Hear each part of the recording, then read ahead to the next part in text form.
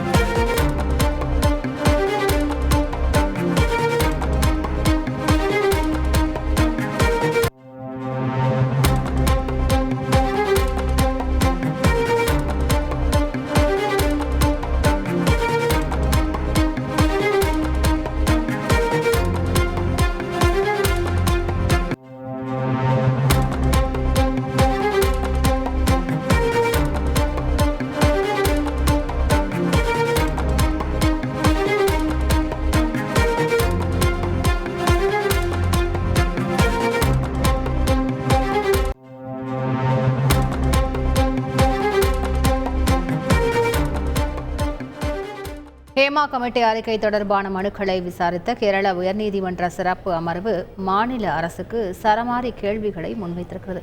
கூடுதல் தகவல்களை செய்தியாளர் சிவசபாபதியிடம் கேட்கலாம். என்னென்ன கேள்விகளை முன்வைத்திருக்கிறார்கள், மேலும் இந்த வழக்கின் முழு பின்னணி?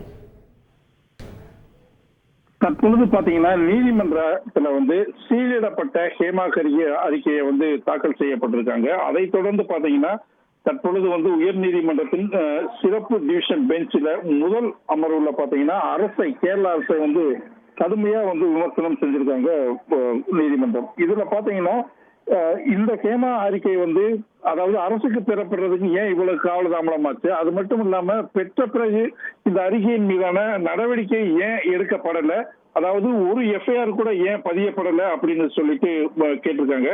இது மட்டும் இல்லாம இந்த ஹேமா அறிக்கை தொடர்பான எந்த ஒரு விஷயத்தையும் அரசாங்கம் ஏன் முன்னெடுத்து செய்யல, அதே மாதிரி பாத்தீங்கன்னா போலீசார் சார்பாகவும் இந்த அறிக்கை தாக்கல், அதாவது அரசாங்கத்தின் சார்பாக இந்த அறிக்கையை ஏன் சரியாக எந்த விதமான ஒரு நடவடிக்கையும் எடுக்கப்படல அப்படிங்கறத தொடர்ந்து விமர்சனம் செஞ்சிருக்காங்க. இது மட்டும் இல்லாம பாத்தீங்கன்னா 2019 வழங்கப்பட்ட இந்த அறிக்கையின் மீது நடவடிக்கை எடுத்திருக்கணும். அரசாங்கம் இந்த இதுல ரொம்ப காலதாமதம் பண்ணிருச்சு அப்படின்னு சொன்னதுக்கு அடுத்து அரசு தரப்பு பாத்தீங்கன்னா சிறப்பு குழு தற்பொழுது அமைக்கப்பட்டிருக்கு. இதுவரை 23 வழக்குகள் பதிவு செய்யப்பட்டுள்ளது. புகார்தாரர்கள் மட்டுமின்றி தகவல் வெளியானதை அடிப்படையிலும் சட்ட நடவடிக்கை எடுக்கப்பட்டுள்ளதாக தெரிவித்தார். ஆனால் நீதிமன்றம் பாத்தீங்கன்னா அரசு இவ்வளவு காலம் மௌனம் காத்தது ஏன் என்று இந்த அறிக்கையில மாநில அரசு ஏன் முன்பே பெறவில்லை என்று நீதிமன்றம் கேள்வி எழுப்பியது. அறிக்கை வெளியிட வேண்டும் என்று கூறவில்லை, ஆனால் அறிக்கை மீது நடவடிக்கை எடுத்திருக்கலாம் என்று நீதிமன்றம் சொல்லியிருக்காங்க. பல ஆண்டுக்கு முன்பே அறிக்கையை பெற்று நடவடிக்கை எடுக்காது ஏன் என்று திரும்ப நீதிமன்றம் இந்த கேட்டாங்க.